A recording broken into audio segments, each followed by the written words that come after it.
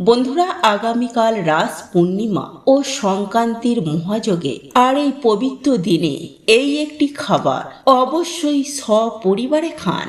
শ্রীকৃষ্ণ বলেন, সারা বছর অর্থ সৌভাগ্যে ভরে উঠবে আপনার বাড়ি, আপনার গৃহে। হ্যাঁ বন্ধুরা, এই দিনে আমাদের কিছু কার্য এবং কিছু নিয়ম পালন করলে আমাদের জীবনে এসে পড়ে পরমেশ্বর ভগবান শ্রী বিষ্ণু এবং মা লক্ষ্মীর বিশেষ কৃপা। তাই সবাই বন্ধুরা, আপনারা এই পবিত্র রাস পূর্ণিমার দিনে সংক্রান্তির মহাযোগে যারা পূর্ণিমা তিথি পালন করছেন বা যারা এই পূর্ণিমা তিথি পালন করছেন না, এই সামান্য খাবারটুকু আপনারা সবাই খাবেন। এতে সারা বছর বন্ধুরা আপনারা সুস্থ, নীরোগ এবং সমস্ত রকমের দুর্ভাগ্য থেকে স্বয়ং পরমেশ্বর ভগবান শ্রীকৃষ্ণ আপনাদেরকে রক্ষা করবেন। বন্ধুরা, আপনারা দেখেছেন হয়তো যে যখন আমরা মন দিয়ে ঈশ্বরের পুজো আরাধনা করি তখন আমাদের চোখে জল চলে আসে, এবং সেই সময়ে যদি আমরা কেঁদে নিজের মনের ইচ্ছা বলি, তাহলে আপনি কি জানেন আমাদের সাথে কি কি ঘটতে পারে? হ্যাঁ বন্ধুরা, আপনি শুনলে অবাক হবেন যে পুজো করার সময় চোখে জল আসা তা কোনো সাধারণ ব্যাপার নয়, কারণ এমনটা সবার সাথে হয় না। তাই বাস্তবে এর কারণ জানলে আপনারাও চমকে উঠবেন। বন্ধুরা, প্রত্যেক মানুষের সাথে জন্ম থেকে কোনো দেবদেবীর আশীর্বাদ ও কৃপাদৃষ্টি থাকে, কিন্তু আমরা তা জানি না। তাই আজকে আমি আমার এই ভিডিওটির মাধ্যমে সুন্দরভাবে এটাও জানিয়ে দেব যে এমন কোন অজানা শক্তির কৃপা আপনার উপরে রয়েছে। তাই অবশ্যই বন্ধুরা ভিডিওটি পুরো দেখবেন। আর আমার চ্যানেলে বন্ধুরা নতুন হলে চ্যানেলটি সাবস্ক্রাইব করে পাশে থাকা বেল আইকনটিকে অন করে রাখার বিনম্র অনুরোধ করলাম, এবং বন্ধু বান্ধব ও আত্মীয় পরিজনদের সাথে ভিডিওটি শেয়ার অবশ্যই করবেন। কারণ মনে রাখবেন, ভালো জিনিস শেয়ার করাটাও একটা ভালো কাজ। ঈশ্বর বা ভগবান আপনারও ভালো করবে। যাই হোক বন্ধুরা, চলুন এইবার মূল আলোচনায় প্রবেশ করা যাক। তবে মূল আলোচনায় প্রবেশ করার আগে জয় শ্রীকৃষ্ণ, রাধে রাধে লিখে কমেন্ট অবশ্যই করবেন।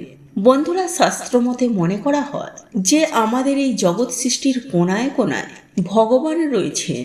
ভগবান ছাড়া বাস্তবে কিছুই নেই, কিন্তু আমরা এই মায়াতে পড়ে মিথ্যা এই সংসারকে সত্য মনে করি, যা একদিন নষ্ট হয়ে যাবে। বন্ধুরা, আপনারা প্রত্যেকেই হয়তো কম বেশি জানি যে স্বামী বিবেকানন্দ একবার ঠাকুরকে জিজ্ঞাসা করেছিলেন। তাই তো শ্রী শ্রী রামকৃষ্ণ ঠাকুর বলেছিলেন, ব্রহ্ম সত্য, জগৎ মিথ্যা।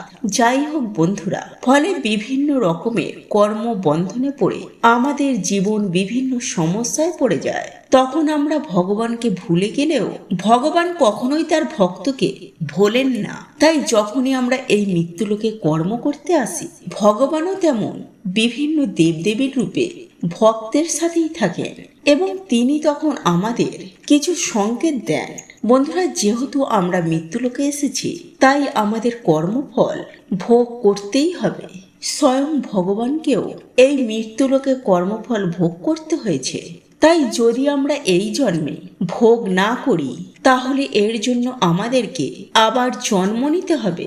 কিন্তু সেই জন্মে ভগবান কোনো না কোনো রূপে ভক্তের সাথেই থাকেন, এবং তিনি বিভিন্ন সংকেতের মাধ্যমে তার ভক্তকে সংকেত দেন, তাকে মার্গ দর্শন করান। তাই যখনই আপনার মনে হবে আপনি একা আছেন, তাহলে আপনারা স্পষ্ট করেই বুঝতে পারবেন ভগবান আপনার সাথেই রয়েছে, এবং আপনার মনস্কামনা, মনোবাসনা তিনি পূর্ণ করবেন।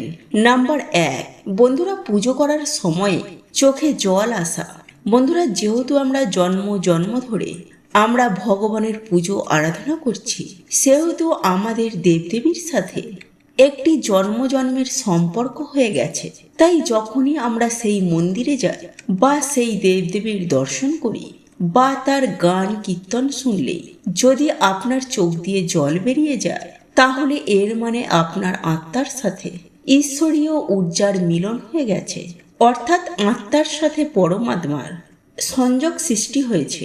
আর এই সময়ে আপনি যদি ভগবানকে মনের ইচ্ছা জানান, তাহলে কিছু দিনের মধ্যেই দেখবেন আপনার মনস্কামনা, মনের বাসনা ভগবান অবশ্যই পূরণ করেছে। তবে অবশ্যই জেনে বুঝে কোনো রকমের বাজে কার্য করবেন না। মনে দয়া, মায়া, করুণা এগুলিকে রাখবেন। এরপর দ্বিতীয় যে সংকেতটির কথা বলবো তা হল প্রদীপের আলো বেড়ে যাওয়া। বন্ধুরা, আগুন হলো পঞ্চতত্ত্বের মধ্যে একটি, আর এই আগুনের মধ্যে স্বয়ং দেবাদিদেব মহাদেবের বাস। তাই যদি পুজো করার সময় হঠাৎ করেই প্রদীপের আলো বেড়ে যায়, তাহলে এর মানে আপনার জীবনে এবার খুশির দিন আসবে। নাম্বার 3। এরপর তৃতীয় যে বিষয়টির কথা বলবো তা হলো, বন্ধুরা, যদি হঠাৎই পুজো করার সময় আপনার শরীরে যদি শিহরণ দিয়ে ওঠে, আপনার লোম যদি সব দাঁড়িয়ে যায়, তাহলে ভাববেন আপনার আশেপাশে কোনো না কোনো দেবদেবী রয়েছে।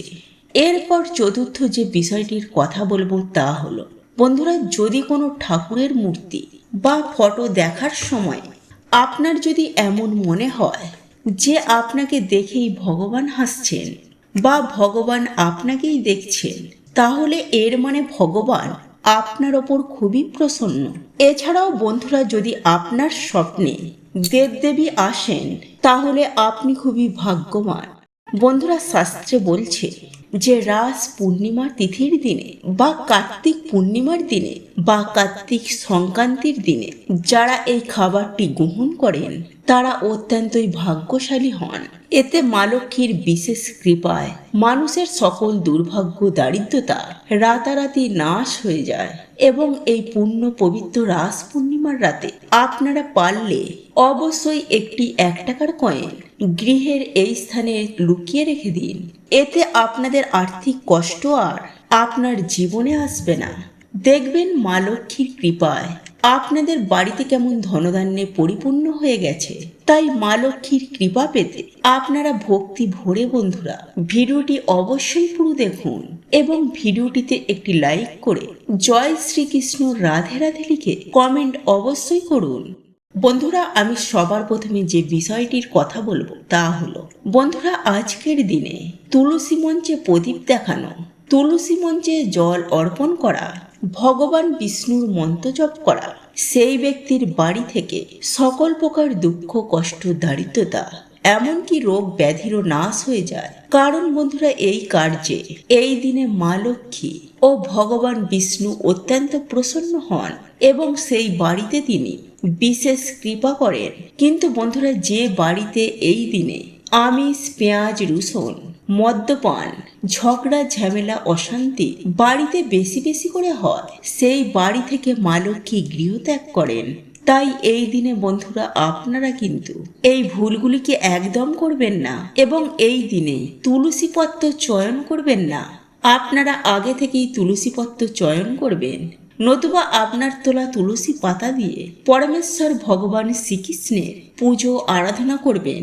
এরপর দ্বিতীয়ত যে বিষয়টির কথা বলবো তা হলো, বন্ধুরা, এই দিন সন্ধ্যাবেলায় ভালো করে হাত পা ধুয়ে পারলে একটি সাদা বা হলুদ বস্ত্র পরে আপনারা প্রত্যেক দিন বাড়ির মধ্যে যেভাবে সন্ধ্যা আরতি করেন, তুলসী মঞ্চে যেমন ভাবে প্রদীপ দেখান, ঠিক তেমনই ভাবে আপনারা বাড়িতে একটি প্রদীপ ধরিয়ে ওম ভগবতে বাসুদেবায় নমঃ এই মন্ত্রটি জপ করতে করতে তুলসী মঞ্চে প্রদীপ দেখিয়ে আপনারা মাতা তুলসী মহারানীকে প্রণাম করে মায়ের আশীর্বাদ নেবেন। এরপর আপনারা আপনাদের ঠাকুর ঘরে এসে একটি ঘিয়ের অথবা তেলের প্রদীপ জ্বালিয়ে আপনারা মা লক্ষ্মী এবং ভগবান বিষ্ণু, পরমেশ্বর ভগবান শ্রীকৃষ্ণের উদ্দেশ্যে একটি 1 টাকার কয়েন এবং যে কোনো ধরনের সাদা ফুল বা হলুদ ফুল এবং মা লক্ষ্মীর উদ্দেশ্যে একটি লাল ফুল ও বাতাসা, এই 3টি জিনিস আপনারা মাকে অর্পণ করে রাধা কৃষ্ণের নামের মহিমা, গীতা পাঠ কিংবা লক্ষ্মী পাঁচালী বা ভগবান বিষ্ণুর যে কোনো মন্ত্র আপনারা 21 বার, 51 বার অথবা 108 বার আপনারা জপ করবেন।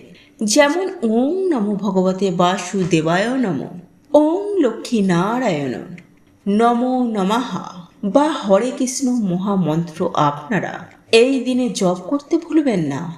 এছাড়াও বন্ধুরা আপনারা এই দিনে ভগবানকে মাখন, নারিকেল বা শুধু বাতাসা নিষ্ঠা ভক্তি সহকারে ভগবানকে অর্পণ করে সেই প্রসাদ আপনারা বাড়িতে সকলে মিলে তারপর গ্রহণ করুন।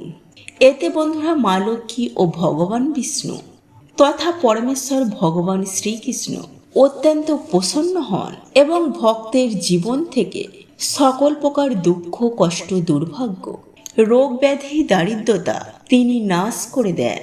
এবং তারপর বন্ধুরা সেই 1 টাকাটিকে আপনারা পুজোর পর আপনাদের বালিশের মধ্যে রেখে রাতের বেলা ঘুমিয়ে পড়বেন এবং পরের দিন আপনারা স্নান করে শুদ্ধ বস্ত্র পরিধান করে ভগবানের পুজো আরাধনা করার পর সেই 1 টাকাটিকে আপনারা আপনাদের মানি ব্যাগ বা আপনাদের আলমারি কিংবা লক্ষ্মীনারায়ণের চরণে আপনারা পুনরায় সেই 1 টাকাটিকে রেখে দেবেন।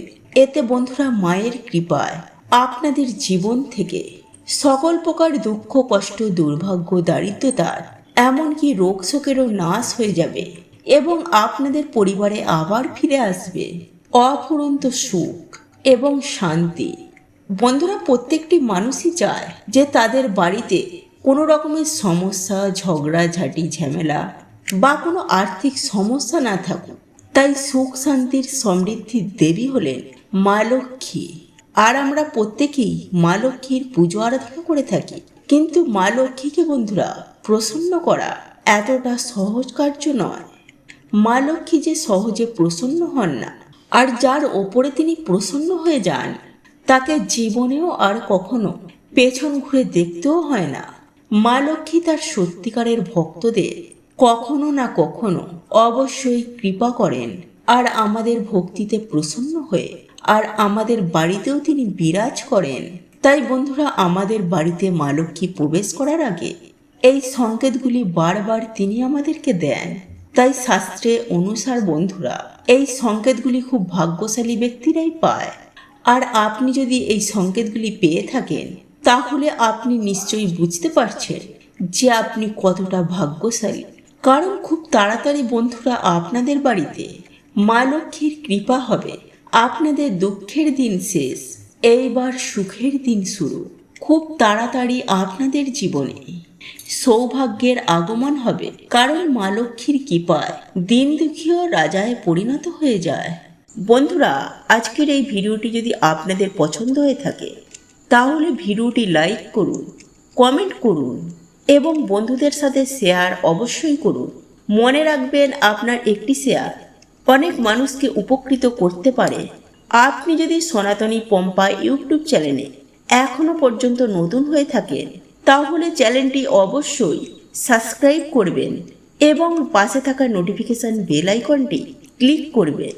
এইরূপ নিত্য নতুন ভিডিও সবার আগে দেখার জন্য ঈশ্বর আপনার মঙ্গল করুন। আপনি সুস্থ থাকুন, ভালো থাকুন।